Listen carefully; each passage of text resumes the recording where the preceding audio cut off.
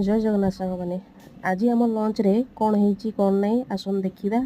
एवं मु खाइबी आ कौन केमती कहबी आला भात ये चिप्स ये झुणग आलू भजा ये मिल मेकर बड़ी तरकारी ये डाली ये काकुड़ी सालाड। तो आसतु देखा डाली टिके नवा भात रे गोलेबा भात रे गोलेकी टे खाइबा तापर परे देखा तापर नेक्स्ट कौन खाइबा एला मिल मेकर तरकारी टिके मसला रे हेची हल्का मसला भल लगुच। तापरे ये हला आमर आलू आ बीन भजा हल्का मसला दिखाई बेसी दिखाई एटा भी ठीक ठाक थिला।